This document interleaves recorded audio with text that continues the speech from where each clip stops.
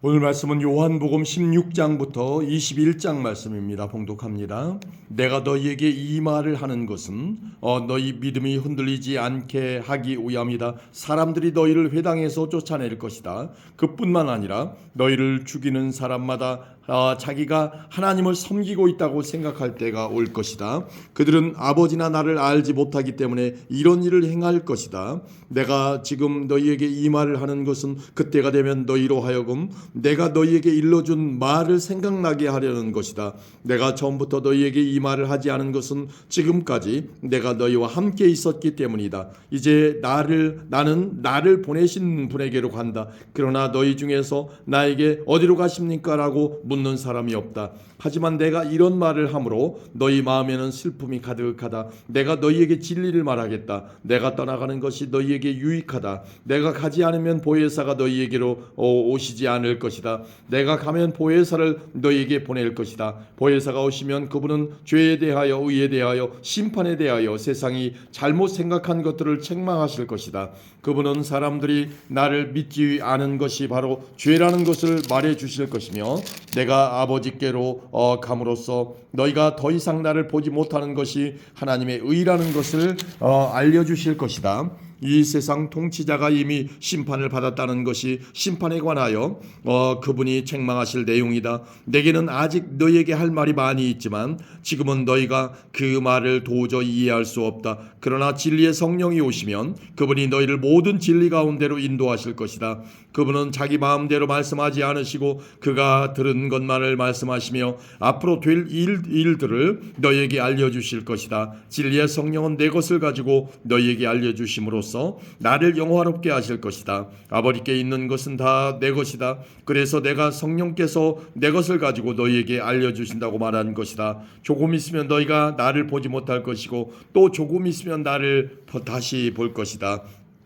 예수님의 제자들 중 몇 사람은 서로 이렇게 말했습니다. 주님께서 조금 있으면 너희가 나를 보지 못할 것이고 또 조금 있으면 나를 다시 볼 것이다 라고 말씀하시고, 또 이는 내가 아버지께로 가기 때문이다 라고 말씀하셨는데, 이게 대관절 무슨 뜻일까? 또 그들은 주님께서 조금 있으면이라고 말씀하셨는데 그분이 하신 말씀은 도대체 이해할 수 없어 라고 말했습니다. 예수님께서 제자들이 자기에게 물어보고 싶어 한다는 것을 아시고 그들에게 말씀하셨습니다. 내가 조금 있으면 너희가 나를 보지 못할 것이고 또 조금 있으면 나를 다시 볼 것이다 라고 한 말 때문에 너희끼리 서로 묻느냐? 내가 너희에게 진리를 말한다. 너희는 울며 애통할 것이나 세상은 기뻐할 것이다. 너희가 슬퍼할 것이지만 너희의 슬픔은 기쁨이 될 것이다. 출산하는 여인에게는 출산할 때의 고통이 있다. 그러나 아이를 낳으면 여인은 아이가 세상에 태어난 것이 너무 기뻐서 그 고통을 잊어버린다. 너희도 지금은 근심하지만 내가 너희를 다시 보게 되면 너희는 기뻐할 것이다. 그리고 아무도 너희에게서 그 기쁨을 빼앗지 못할 것이다. 그때에는 너희가 내게 아무것도 구하지 않을 것이다. 내가 너희에게 진리를 말한다. 너희가 내 이름으로 아버지께 무엇이든지 구하면 그분이 너희에게 주실 것이다. 지금까지는 너희가 내 이름으로 아무것도 구하지 않았다. 그러나 구하라. 그러면 너희가 받을 것이요 너희 기쁨이 가득 찰 것이다. 내가 지금까지는 이것을 비유적인 말로 너희에게 말하였지만 더 이상 비유적인 말이 아니라 아버지에 관하여 명확한 말로 너희에게 말할 때가 올 것이다. 그날에 너희가 내 이름으로 아버지께 구할 것이다. 내가 너희를 위하여 아버지께 구하겠다는 말이 아니다. 너희가 나를 사랑하고 내가 아버지께로부터 왔음을 믿었기 때문에 아버지께서 친히 너희를 사랑하신다. 내가 아버지를 떠나 세상에 왔으니 이제 세상을 떠나 다시 아버지께로 돌아간다. 그때 제자들이 말했습니다. 이제는 주님께서 우리에게 분명하게 말씀하시고 비유적인 말을 하나도 사용하지 않으십니다. 우리가 이제서야 주님께서 모든 것을 알고 계신다는 것을 깨달았습니다. 아무도 주님께 묻지 않을 것입니다. 이것으로서 우리는 주님께서 하나님께로부터 오신 분임을 믿습니다. 예수님께서 대답하셨습니다. 이제 너희가 믿느냐? 그러나 잘 들어라. 너희가 뿔뿔이 흩어질 때가 다가오고 있으며 이미 그때가 되었다. 너희는 저마다 자기 집으로 흩어지고 나를 혼자 버려둘 것이다. 그러나 나는 혼자가 아니다. 그것은 아버지께서 나와 함께 계시기 때문이다. 내가 이것을 너희에게 말한 것은 너희가 내 안에서 평안을 얻게 하려는 것이다. 이 세상에서는 너희가 고난을 당할 것이다. 그러나 담대하여라. 내가 세상을 이기었다. 아멘. 17장입니다. 예수님께서는 이 말씀을 하시고 눈을 들어 하늘을 바라보시며 기도하셨습니다. 아버지, 때가 이르렀습니다. 아버지의 아들을 영광되게 해주십시오. 아들이 아버지를 영화롭게 하겠습니다. 아버지께서는 아들에게 주신 모든 사람에게 영생을 주려고 모든 사람을 다스리는 권세를 아들에게 주셨습니다. 영생은 곧 한 분이신 참 하나님과 아버지께서 보내신 자 예수 그리스도를 아는 것입니다. 저는 땅에서 아버지를 영광되게 하였고 아버지께서 제게 하라고 주신 일을 완전히 행하였습니다. 그러므로 아버지, 이제는 세상이 창조되기 전에 제가 아버지와 함께 가지고 있던 그 영광으로서 저를 영광되게 해 주십시오. 저는 아버지께서 세상에 선택하여 제게 주신 사람들에게 아버지의 이름을 나타냈습니다. 그들은 아버지의 것이었는데 아버지께서 제게 주셨고 그들은 아버지의 말씀을 지켰습니다. 지금 그들은 제게 주신 모든 것이 다 아버지께로부터 온 것임을 알고 있습니다. 저는 아버지께서 제게 주신 말씀을 이 사람들에게 주었습니다. 그들은 그 말씀을 받았고 제가 아버지로부터 온 것을 진정으로 알았고 아버지께서 저를 보내신 것을 믿었습니다. 이제 저는 그들을 위하여 기도합니다. 세상 사람을 위해서가 아니라 아버지께서 제게 주신 자를 위해 기도합니다. 그것은 그들이 아버지의 것이기 때문입니다. 제 것은 다 아버지의 것이고 아버지의 것은 다 제 것입니다. 그리고 저는 그들로 말미암아 영광을 받았습니다. 저는 더 이상 세상에 있지 않겠지만 이 사람들은 계속 세상에 있습니다. 그리고 저는 아버지께로 갑니다. 거룩하신 아버지께서 제게 주신 아버지의 이름으로 저들을 지켜주셔서 우리가 하나인 것 같이 그들도 하나가 되게 하여 주십시오. 제가 그들과 함께 있는 동안 저는 아버지께서 제게 주신 아버지의 이름으로 그들을 지켰습니다. 저는 그들을 보호하였습니다. 멸망의 자식을 빼놓고는 그들 중 한 사람도 잃지 않았습니다. 멸망의 자식을 잃은 것은 성경 말씀이 이루어지게 하기 위함이었습니다. 이제 저는 아버지께로 갑니다. 제가 세상에서 이것을 말하는 것은 저의 기쁨이 그 사람들 속에 충만히 있도록 하려는 것입니다. 제가 아버지의 말씀을 그들에게 주었습니다. 제가 세상에 속하지 않은 것처럼 그들도 세상에 속하지 않았으므로 세상은 그들을 미워하였습니다. 제가 구하는 것은 아버지께서 그들을 세상에서 데려가 달라는 것이 아니라 악으로부터 지켜주시라는 것입니다. 제가 세상에 속하지 않은 것처럼 그들도 세상에 속하지 않았습니다. 그들을 진리로 거룩하게 해주십시오. 아버지의 말씀은 진리입니다. 아버지께서 저를 세상에 보내신 것 같이 저도 그들을 세상에 보냈습니다. 그들을 위해 내 자신을 거룩하게 하는 것은 그들도 진리 안에서 거룩해지도록 하기 위해서입니다. 저는 이 사람들을 위해서만 기도하는 것이 아니라 이 사람들이 전하는 말을 듣고 저를 믿는 사람들을 위해서도 기도합니다.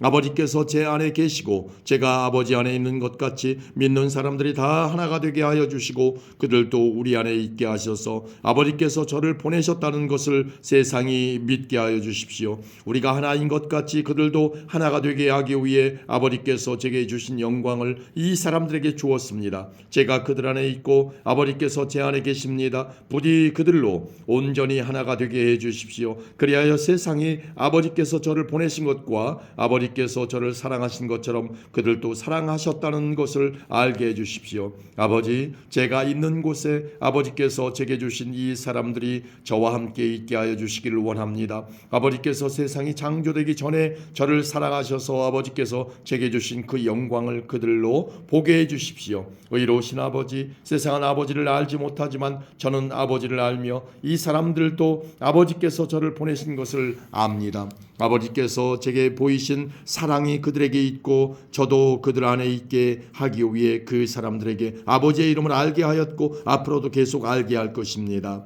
아멘. 18장입니다. 예수님께서 이 모든 말씀을 마치시고 제자들과 함께 기드론 골짜기 건너편으로 가셨습니다. 그곳에는 올리브나무 정원이 있었습니다. 예수님과 제자들은 이 정원으로 갔습니다. 그곳은 예수님이 제자들과 함께 종종 모이셨던 곳이므로 예수님을 배반한 유다도 이곳을 알고 있었습니다. 그래서 유다는 로마 군인들과 대제사장과 바리새인들이 보낸 성전 경비대를 데리고 정원으로 왔습니다. 그들은 등불과 횃불과 무기를 들고 있었습니다. 예수님께서는 자신에게 닥칠 일을 다 아시고 그들 앞으로 나서며 물으셨습니다. 너희가 누구를 찾느냐? 그들은 나사렛 사람 예수다 라고 대답했습니다. 예수님께서 그 사람들에게 내가 그 사람이다 라고 말씀하셨습니다. 예수님을 배반한 유다도 그들과 함께 거기에 서 있었습니다. 예수님께서 내가 그 사람이다 라고 말씀하셨을 때 사람들은 뒤로 물러나 땅에 엎드렸습니다. 그러자 예수님께서 다시 물으셨습니다. 너희가 누구를 찾느냐? 그들이 나사렛 사람 예수다 라고 대답했습니다. 예수님께서 말씀하셨습니다. 내가 그 사람이라고 너희에게 말하였으니 너희가 찾는 사람이 바로 나라면 이 사람들은 가게 하여라. 이렇게 말씀하신 것은 예수님께서 이전에 아버지께서 제게 주신 자 중에 한 사람도 잃지 않았습니다라고 말씀하신 것을 이루게 하시려는 것입니다. 그때 시몬 베드로는 칼을 차고 있었습니다. 베드로가 칼을 빼어 대제사장의 종을 쳐서 오른쪽 귀를 베어버렸습니다. 그 종의 이름은 말고였습니다. 예수님께서 베드로에게 말씀하셨습니다. 칼을 집에 꽂아라. 아버지께서 내게 주신 잔을 마시지 말란 말이냐. 그 순간 군인들과 천부장과 유대 성전 경비대가 예수님을 체포했습니다. 그들은 예수님을 결박하여 먼저 안나스에게로 끌고 갔습니다. 안나스는 그의 대제사장인 가야바의 장인이었습니다. 가야바는 며칠 전에 유대인들에게 한 사람이 백성으로 위하여 죽는 것이 더 낫다고 말한 사람이었습니다.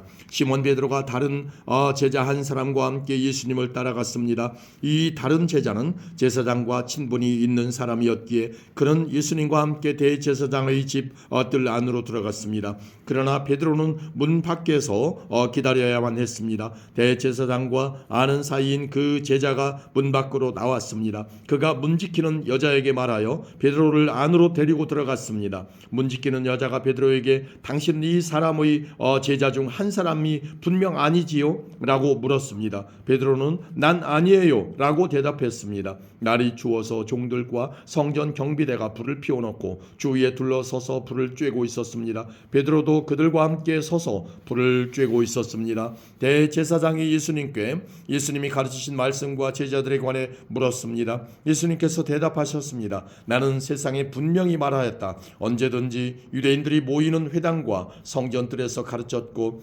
은밀하게 말한 것이 하나도 없었다. 그런데 어째서 내게 묻느냐? 내 말을 들은 사람들에게 내가 그들에게 무엇을 말했는지 직접 물어보아라. 그 사람들은 내가 무엇을 말했는지 알고 있다. 예수님이 이렇게 말씀하실 때 곁에 있던 성전 경비대원 중 한 사람이 예수님의 얼굴을 주먹으로 치면서 말했습니다. 대제사장께 이런 식으로밖에 대답하지 못하겠소? 예수님께서 그에게 내가 잘못 말하였다면 그 잘못이 무엇인지 말하여라. 그러나 내가 사실을 말했다면 내가 어째서 나를 치느냐 하고 말씀하셨습니다. 그러자 안나스는 예수님을 결박한 채 대제사장 가야바에게 보냈습니다.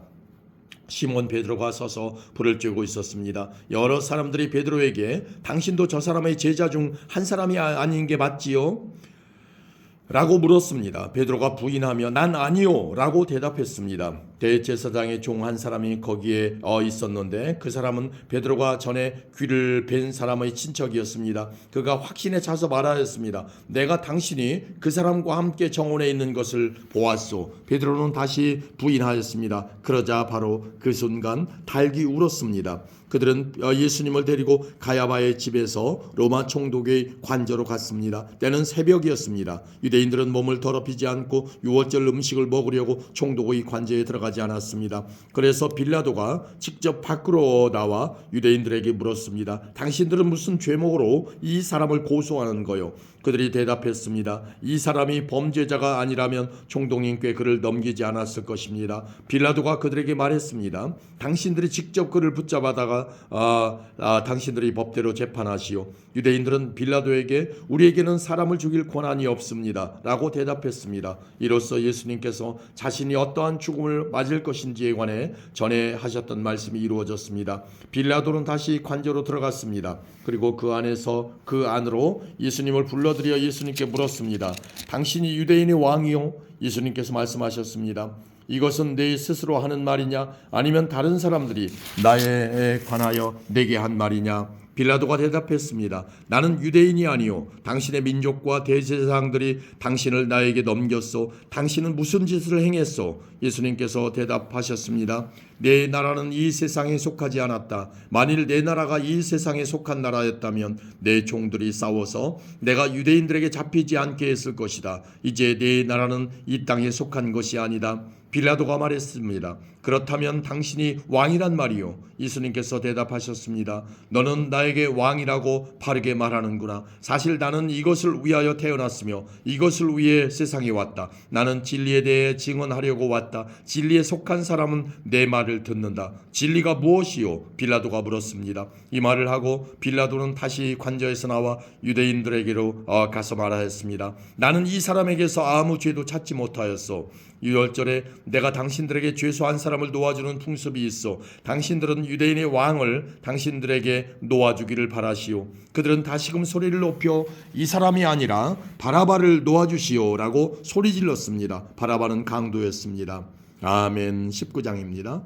그래서 빌라도는 예수님을 데리고 가서 채찍질하게 했습니다. 군인들은 가시나무로 왕관을 만들어 예수님의 머리에 씌우고 자줏빛 옷을 입혔습니다. 그런 다음 그들은 여러 차례 예수님께 와서 유대인의 왕 만세라고 말하며 얼굴을 때렸습니다. 빌라도가 또다시 관저 밖으로 나와서 사람들에게 말했습니다. 자, 내가 예수를 당신들에게 데리고 나오겠소. 내가 그를 고소할 아무런 죄도 발견하지 못한 것을 당신들은 알게 될 것이요. 예수님께서 가시관을 쓰고 자줏빛 옷을 입고 나오시자 빌라도가 유대인들에게 말하였습니다. 보시오, 이 사람이요. 대제사장들과 성전 경비병들이 예수님을 보고 소리를 높여 외쳤습니다. 십자가에 못 박으시오. 십자가에 못 박으시오. 빌라도가 그들을 향해 이렇게 말했습니다. 당신들이 이 사람을 데리고 가서 십자가에 못 박으시오. 나는 그에게서 아무 죄도 찾지 못했어. 유대인들은 우리의 법대로 하면 그는 당연히 죽어야 합니다. 자기를 하나님의 아들이라고 주장하니 말입니다. 라고 우겼습니다. 빌라도는 이 말을 듣자 더욱 두려워하였습니다. 그래서 그는 다시 관저로 들어가 예수님께 당신은 어디서 왔소? 라고 물었습니다. 그러나 예수님께서는 그에게 대답하지 않으셨습니다. 빌라도가 예수님께 말했습니다. 나에게 대답을 하지 않을 작정이요? 나에게는 당신을 놓아줄 권한도 있고 십자가에 못 박을 권한도 있다는 것을 알지 못하오? 예수님께서 대답하셨습니다. 그 권세가 위에서 주어진 것이 아니라면 내게는 나를 해야 할 어떤 권한도 없다. 그러므로 나를 너에게 넘겨준 그 사람의 죄는 더 크다. 그때부터 빌라도는 예수님을 놓아주려고 애를 썼습니다. 그러나 유대인들은 소리를 지르며 만일 당신이 이 사람을 풀어주면 당신은 가이사의 지지자가 아닙니다. 자신을 왕이라고 하는 사람은 가이사를 반역하는 자입니다라고 외쳤습니다. 빌라도는 이 말을 듣자 예수님을 데리고 나와 돌로 포장된 바닥, 아람어로는 가바다에 마련된 재판석에 앉았습니다. 때는 6월절 주간의 예비일이었고 낮 12시쯤이었습니다. 빌라도가 유대인들에게 말했습니다. 보시오, 당신들의 왕이요. 그 사람들은 소리를 질렀습니다. 없애버려라, 없애버려라. 그를 십자가에 못 박아라. 빌라도가 그들에게 물었습니다. 당신들의 왕을 나더러 십자가에 못 박으란 말이요? 대제사장들이 대답하였습니다. 우리에게 가이사 외에는 왕이 없소. 그래서 빌라도는 예수님을 십자가에 못 박도록 그들에게 넘겨주었습니다. 군인들이 예수님을 데리고 갔습니다. 예수님께서 자신이 매달릴 십자가를 직접 지고 헤고레터, 아람어로는 골고다라는 곳으로 가셨습니다. 그곳에서 사람들은 예수님을 십자가에 못 박았습니다. 또한 예수님과 함께 다른 두 사람도 예수님을 가운데 두고 양편에 한 사람씩 십자가에 못 박혔습니다. 빌라도는 명패를 써서 십자가 위에 붙였습니다. 거기에는 유대인의 왕 나사렛 예수라고 쓰여 있었습니다. 많은 유대인들이 그 명패를 읽을 수 있었던 것은 예수님께서 죽으신 곳이 예루살렘 성에서 가깝고 그 명패는 아람어, 라틴어, 그리스어로 씌어 있었기 때문입니다. 유대인의 대제사장들이 빌라도에게 유대인의 왕이라 쓰지 말고 나는 유대인의 왕이다 라고 쓰십시오 하면서 억지를 부렸습니다.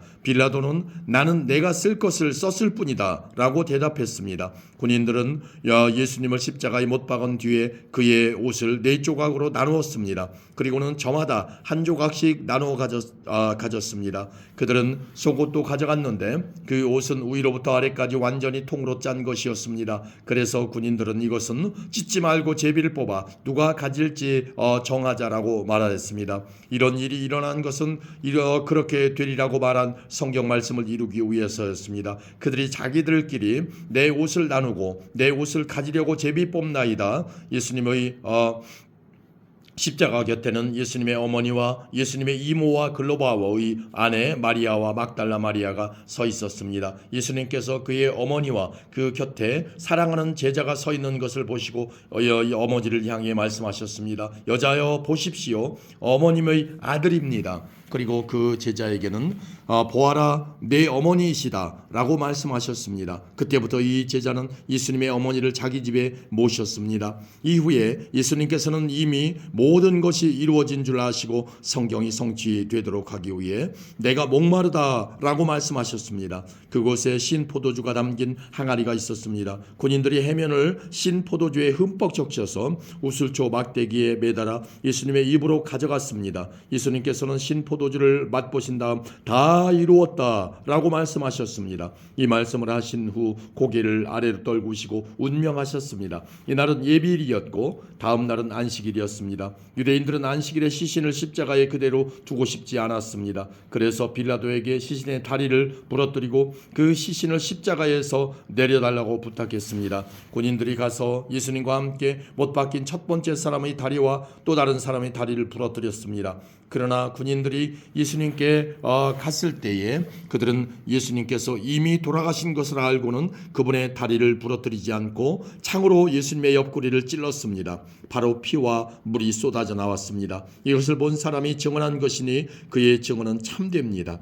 그는 자기가 진리를 말하고 있다는 것을 알았습니다. 그가 이렇게 말한 것은 여러분들도 믿게 하려는 것입니다. 이런 일이 일어난 것은 그의 뼈가 하나도 부러지지 않을 것이다 라고 쓰여진 성경 말씀을 이루기 위해서입니다. 또 다른 성경에는 그들은 자기들이 찌른 사람을 볼 것이다 라는 말씀이 있습니다. 이 일이 일어난 후 아리마대 사람 요셉이 빌라도에게 예수님의 시신을 가져가겠다고 요청하였습니다. 요셉은 예수님의 제자였지만 유대인들이 두려워 그 사실을 감춰왔습니다. 빌라도가 허락하자 요셉이 와서 예수님의 시신을 가져갔습니다. 니고데모도 요셉과 함께 왔습니다. 니고데모는 일찍이 밤에 예수님을 찾아왔던 사람이었습니다. 그는 모략과 알로에를 섞어 만든 향료를 약 33kg 정도 가져왔습니다. 이 두 사람은 유대인들의 장례 풍습에 따라 예수님의 시신을 가져다가 향료와 함께 고운 배로 쌌습니다. 예수님께서 십자가에 못 박히신 곳에는 동산이 있었습니다. 그 동산에는 아직까지 한 사람도 그 안에 안치한 적이 없는 새 무덤이 있었습니다. 무덤도 가까이 있고 유대인들의 예비일이기도 해서 요셉과 니고데모는 예수님의 시신을 그 무덤에 넣어두었습니다. 아멘. 20장입니다. 안식일 다음 날 이른 아침에 막달라 마리아가 무덤으로 갔습니다. 날은 아직 어두웠습니다. 마리아는 무덤 입구를 막았던 커다란 돌이 무덤에서 옮겨진 것을 보았습니다. 그래서 마리아는 시몬 베드로와 예수님께서 사랑하시던 다른 제자에게 달려가서 말했습니다. 사람들이 주님을 무덤에서 빼갔나 봐요. 그런데 그들이 주님을 가져다 어디에 두었는지 모르겠어요. 그 말을 들은 베드로와 다른 제자는 무덤 쪽으로 향했습니다. 두 사람이 모두 달려갔습니다.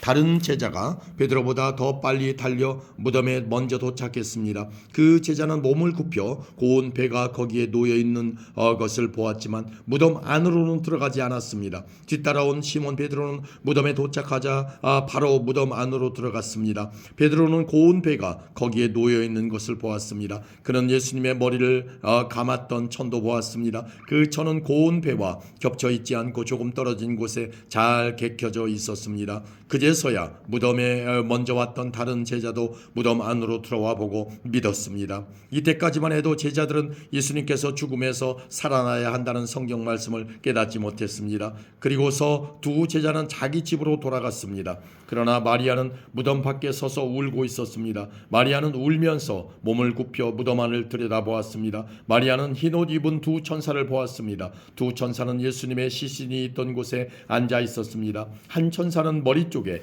다른 천사는 발 쪽에 있었습니다. 천사가 마리아에게 물었습니다. 여자여, 왜 울고 있어? 마리아가 대답했습니다. 사람들이 우리 주님을 어디론가 가져갔는데 주님을 어디에 두었는지를 알지 못하겠습니다. 마리아가 이 말을 하고 뒤를 돌아보자 거기 예수님께서 서 계셨습니다. 그러나 마리아는 그분이 예수님이신 줄을 알지 못했습니다. 예수님께서 마리아에게 물으셨습니다. 여자여, 왜 울고 있느냐? 누구를 찾고 있느냐? 마리아는 그분이 동산 관리인인 줄 생각하고 당신이 그분을 다른 곳으로 옮겨 놓았다면 어디로 옮겨 놓았는지 말씀해 주세요. 그러면 제가 모셔갈게요 라고 말했습니다. 예수님께서 마리아에게 마리아야 라고 말씀하셨습니다. 마리아는 예수님께 몸을 돌려 아람어로 라보니라고 외쳤습니다. 이 말은 선생님이란 뜻입니다. 예수님께서 마리아에게 말씀하셨습니다. 나를 계속 붙잡고 있지 마라. 내가 아직 아버지께로 올라가지 않았다. 다만 너는 나의 형제들에게 가서 이렇게 말하여라. 나는 내 아버지 곧 너희 아버지, 내 하나님 곧 너희 하나님께로 돌아갈 것이다. 막달라 마리아가 제자들에게 가서 내가 주님을 보았어요 라고 말했습니다. 그리고 예수님께서 자기에게 하신 말씀을 전하였습니다. 같은 날 저녁에 제자들이 함께 모여 있었습니다. 제자들은 유대인들이 두려워 문을 꼭 잠갔습니다. 그곳에 예수님께서 오셔서 그들 가운데 서서 말씀하셨습니다. 너희에게 평강이 있을지어다. 이 말씀을 하시고는 제자들에게 손과 옆구리를 보이셨습니다. 제자들은 주님을 보자 무척 기뻤습니다. 다시 예수님께서는 너희에게 평강이 있을지어다. 아버지께서 나를 보내신 것 같이 나도 너희를 보낸다 라고 말씀하셨습니다. 이 말씀을 하시고 그들을 향해 숨을 내쉬며 말씀하셨습니다. 성령을 받아라. 너희가 누구의 죄든지 용서하면 그 죄는 사함을 받을 것이다. 너희가 누구의 죄든지 용서하지 않으면 그 죄는 사함을 받지 못할 것이다. 12 제자 중에서 디두모라는 별명을 가진 도마는 예수님께서 오셨을 때 다른 제자들이 있던 그 자리에 없었습니다. 그래서 다른 제자들이 도마에게 우리가 주님을 보았다라고 말했습니다. 그러자 도마는 내가 직접 예수님 손에 있는 못자국을 보고 내 손가락을 그분의 못 박힌 곳에 찔러보고 내 손을 그의 옆구리에 넣어보기 전에는 못 믿겠다라고 말했습니다. 일주일 뒤에 예수님의 제자들이 다시 그 집에 있었습니다. 이번에는 도마도 그들과 함께 있었습니다. 이때도 문은 잠겨 있었습니다. 예수님께서는 안으로 들어오셔서 그들 가운데 서서 말씀하셨습니다. 너희에게 평강이 있을지어다. 그리고는 도마에게 말씀하셨습니다. 네 손가락을 여기에 찔러보아라. 내 손을 보아라. 네 손을 내밀어 내 옆구리에 넣어보아라. 그리고 믿지 않는 자가 되지 말고 믿는 자가 되어라. 도마는 예수님께 나의 주님, 나의 하나님이라고 외쳤습니다. 예수님께서 도마에게 말씀하셨습니다. 너는 나를 보았기 때문에 믿느냐? 나를 보지 않고 믿는 사람들은 복이 있다. 예수님께서는 제자들이 있는 곳에서 이 책에 기록되지 않은 다른 표적도 많이 행하셨습니다. 그런데 이 책에 있는 표적들을 기록한 것은 여러분들로 하여금 예수님께서 하나님의 아들 그리스도이심을 믿게 하고 그분의 이름을 믿음으로써 생명을 얻게 하기 위해서입니다. 아멘. 21장입니다. 이 일이 일어난 후 예수님께서 디베랴 호수에서 제자들에게 다시 자신을 나타내셨습니다. 시몬 베드로, 디두모라는 별명을 가진 도마, 갈릴리 가나 사람 나다나엘, 세베대의 두 아들, 그리고 다른 두 제자가 함께 있었습니다. 시몬 베드로가 다른 제자들에게 나는 물고기 잡으러 간다 라고 말했습니다. 다른 제자들이 우리도 너와 함께 가겠다 라고 말했습니다. 그래서 그들은 밖으로 나가서 배에 올라탔습니다. 그러나 그날 밤에는 한 마리도 잡지 못했습니다. 다음날 아침 일찍 예수님께서 호숫가에 서 계셨습니다. 그러나 제자들은 그분이 예수님이신 줄을 알지 못하였습니다. 예수님께서 그들에게 말씀하셨습니다. 친구들이여, 한 마리도 못 잡았느냐? 제자들이 대답했습니다. 네, 한 마리도 잡지 못했습니다. 예수님께서 말씀하셨습니다. 그물을 배 오른편에 던져라. 그러면 고기를 잡을 것이다. 그들은 시키는 대로 했습니다. 그러자 고기가 너무 많아 그물을 배 안으로 끌어올릴 수가 없었습니다. 예수님께서 사랑하시던 제자가 베드로에게 말했습니다. 주님이시다. 베드로는 주님이시라는 말을 듣자마자 벗고 있던 겉옷을 몸에 두르고는 물로 뛰어들었습니다. 다른 제자들은 고기가 가득한 그물을 당기며 배를 저어 호숫가에 댔습니다. 그들은 호숫가로부터 약 90m 정도 떨어진 그리 멀지 않은 곳에 있었기 때문입니다. 제자들이 호숫가에 다 땅에 내리니 숯불이 피워져 있는 것이 보였습니다. 불 위에는 생선이 놓여 있었고 빵도 있었습니다. 그때 예수님께서 너희가 방금 전에 잡은 생선을 가지고 오너라 하고 말씀하셨습니다. 시몬 베드로가 배에 올라가 그물을 호숫가로 끌어당겼습니다. 그물은 큰 물고기로 가득했습니다. 153마리나 되었습니다. 고기가 그렇게 많았는데도 그물은 찢어지지 않았습니다. 예수님께서 그들에게 와서 아침 식사를 하여라 하고 말씀하셨지만 제자들은 그분이 주님이신 줄을 알았기 때문에 제자들 중에 감히 당신은 누구십니까? 라고 묻는 사람이 없었습니다. 예수님께서는 가셔서 빵을 가져다가 제자들에게 주셨고 생선도 주셨습니다. 이것은 예수님께서 죽은 자 가운데서 살아나신 후 그의 제자들에게 세 번째 나타나신 것이었습니다. 그들이 식사를 다 마쳤을 때 예수님께서 시몬 베드로에게 말씀하셨습니다. 요한의 아들 시몬아, 내가 이 모든 사람들보다 나를 더 사랑하느냐? 베드로가 대답했습니다. 예, 주님, 제가 주님을 사랑한다는 것을 주님께서 아십니다. 예수님께서 말씀하셨습니다. 내 양을 먹여라. 다시 예수님께서 베드로에게 말씀하셨습니다. 요한의 아들 시몬아, 내가 나를 사랑하느냐? 베드로가 대답했습니다. 예, 주님, 제가 주님을 사랑하는 줄을 주님께서 아십니다. 예수님께서 말씀하셨습니다. 내 양을 돌보아라. 세 번째로 예수님께서 베드로에게 말씀하셨습니다. 요한의 아들 시몬아, 네가 나를 사랑하느냐? 예수님께서 자기에게 세 번씩이나 내가 나를 사랑하느냐고 물으셨기 때문에 베드로는 거의 울상이 되었습니다. 그리고는 예수님께 대답했습니다. 주님께서는 모든 것을 아십니다. 제가 주님을 사랑하는 것도 주님께서는 알고 계십니다. 예수님께서 베드로에게 말씀하셨습니다. 내 양을 먹여라. 내가 너에게 진리를 말한다. 내가 젊었을 때는 네 혼자 힘으로 옷도 입고 내가 원하는 곳으로 갔지만 나이가 들게 되면 내가 팔을 벌리겠고 다른 사람이 내게 옷을 입힐 것이며 다른 사람이 내가 원하지 않는 곳으로 너를 데려갈 것이다. 예수님께서 이렇게 말씀하신 것은 베드로가 어떤 죽음으로 하나님께 영광을 돌리게 될지를 보여주시려는 것이었습니다. 이 말씀을 하시고 예수님께서는 베드로에게 나를 따르라고 말씀하셨습니다. 베드로가 뒤돌아보니 예수님께서 사랑하시던 제자가 따라오고 있었습니다. 이 사람은 만찬에서 예수님께 몸을 기댄 채 주님을 배반할 사람이 누굽니까? 라고 묻던 제자였습니다. 베드로가 그 제자를 보고는 예수님께 여쭈었습니다. 주님, 이 사람은 어떻게 되겠습니까? 예수님께서 대답하셨습니다. 내가 다시 올 때까지 그가 살아 있기를 원한다고 해도 그것이 너와 무슨 상관이냐? 너는 나를 따르라. 이 사건 때문에 이 제자가 죽지 않을 것이라는 소문이 형제들 사이에 퍼지게 되었습니다. 그러나 예수님께서는 그가 죽지 않을 것이라고 말씀하신 것이 아니었습니다. 예수님께서는 단지 내가 다시 올 때까지 그가 살아있기를 원한다고 해도 그것이 너와 무슨 상관이냐라고 말씀하신 것뿐이었습니다.